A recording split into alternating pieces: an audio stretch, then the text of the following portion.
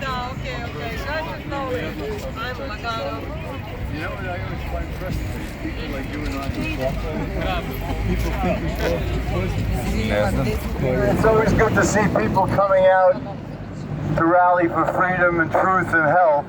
Unfortunately, this rally should be everyone in the city, not just the few who are leading the people in the city.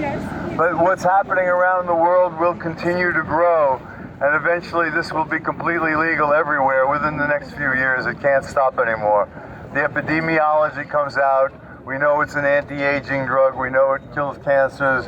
We can control HIV with it, everything else.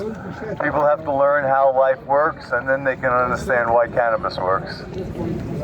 Thank you.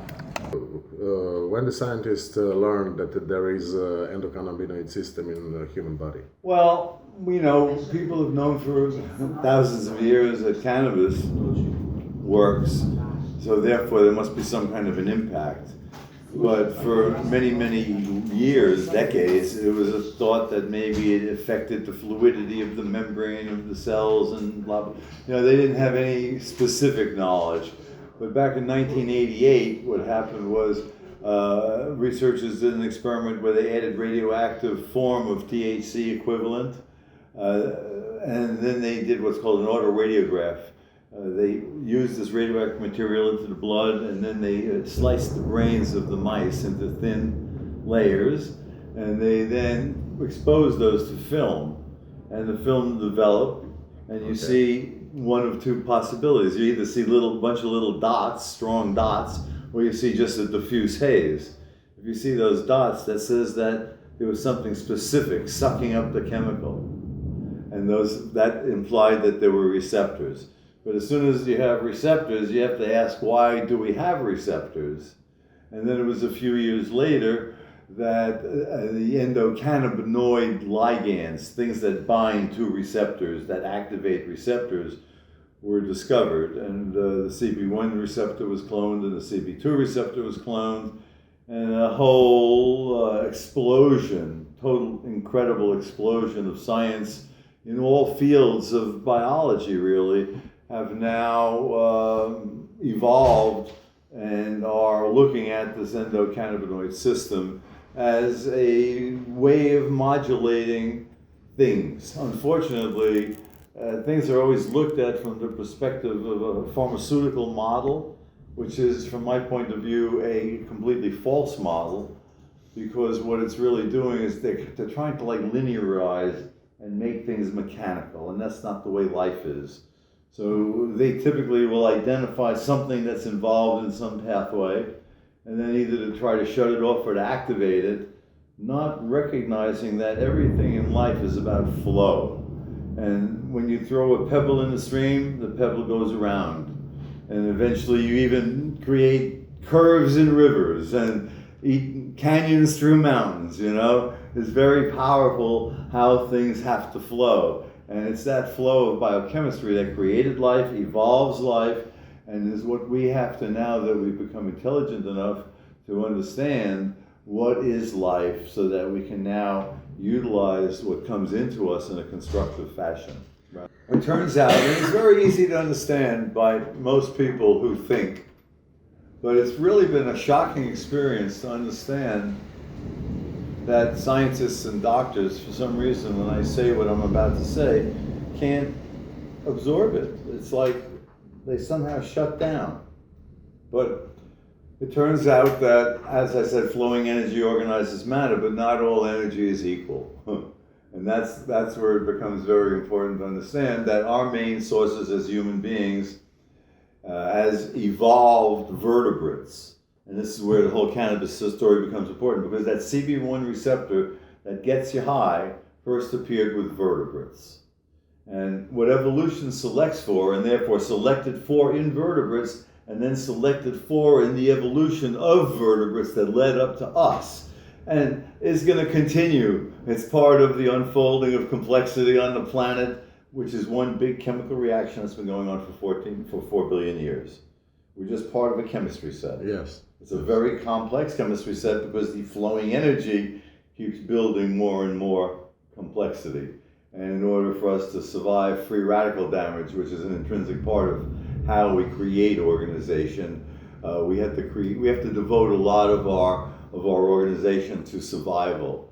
And what that turns out to be is the same thing as in society, because society is an expression, an emergence of another level of complexity, really, from this biochemical simplicity that's been building up over millions of years and then became externalized in our ability to create banking systems and, flow-dependent structures of our environment, utilize solar energy, utilize other forms of energy to power our society, because the society is a flow-dependent structure.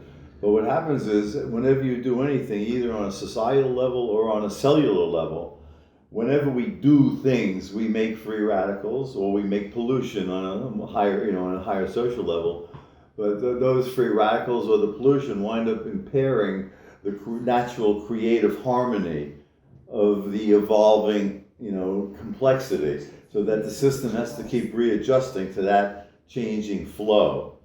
And just like in society, if you want to really build things, you have to keep getting better energy forms. So we went from, coal or wood to coal to oil to nuclear, and along the way we keep generating more and more pollution and more problems as we disrupt the biosphere in a significant fashion because of the swirl of chemistry that we're creating, that there's no way it can't have an impact. But it's a similar story within us, that all of this biochemical complexity, as it's flowing, is creating waste.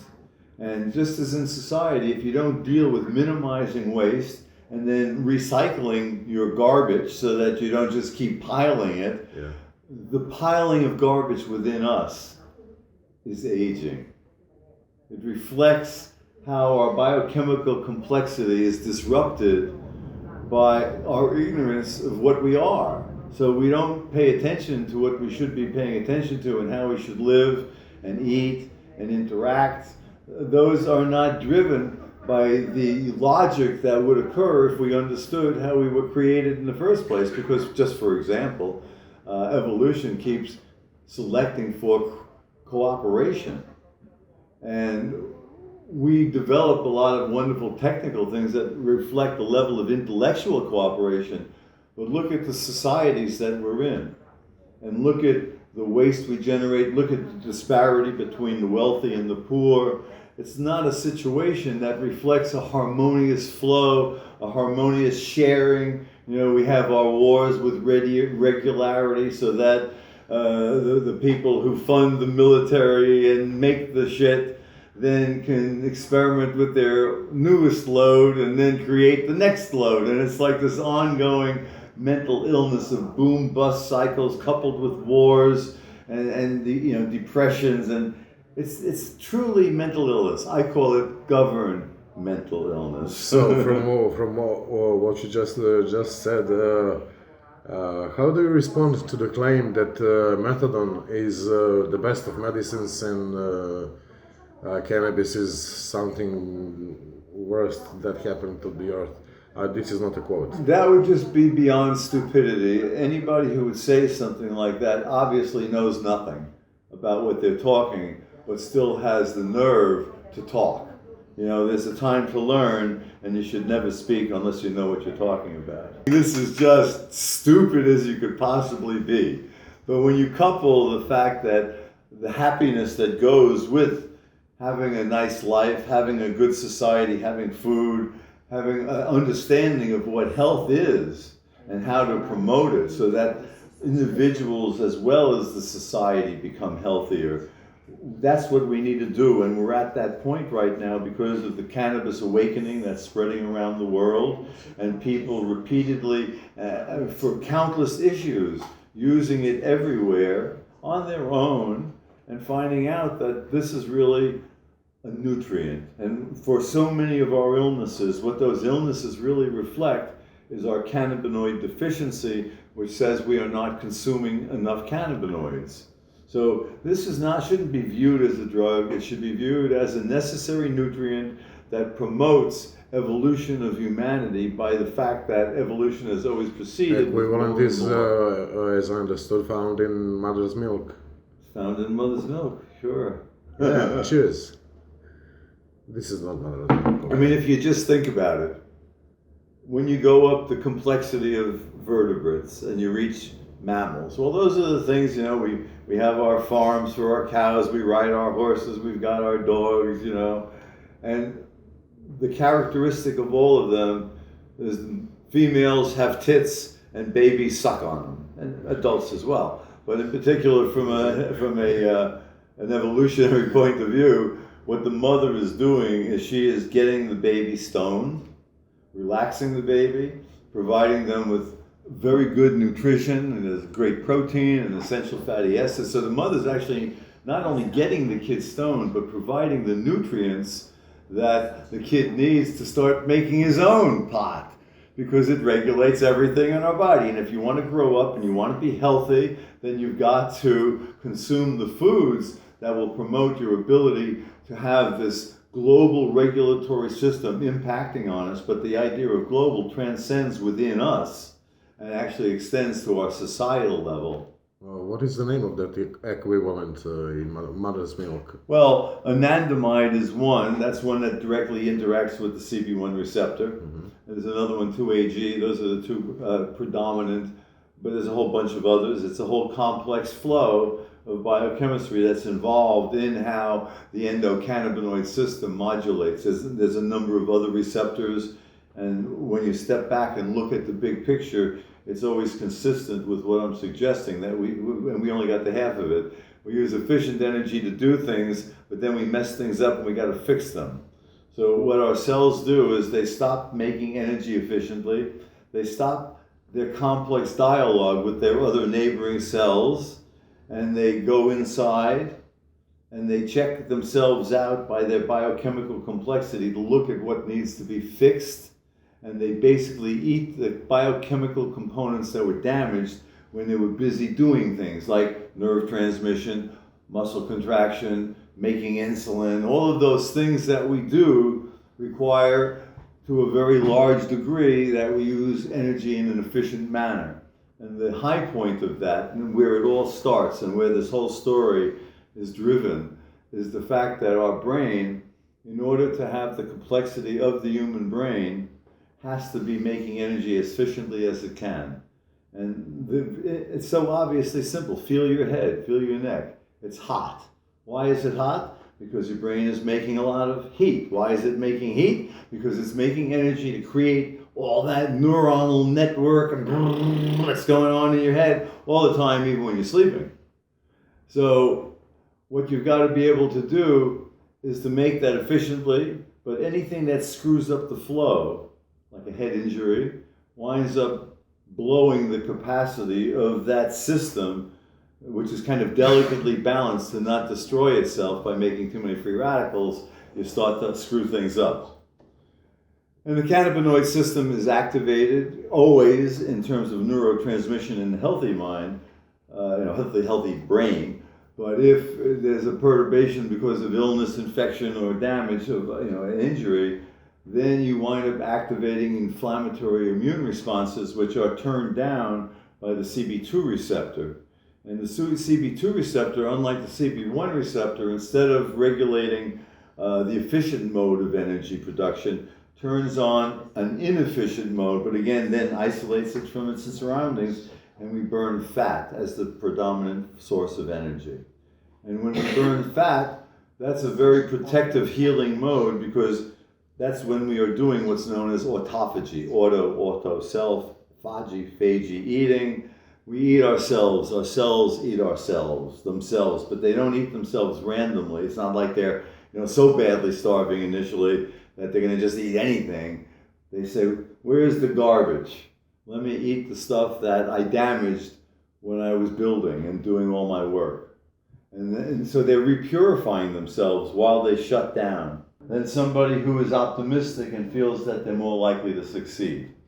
And who is less likely to do that, and maybe even say, hey, why don't you go do that?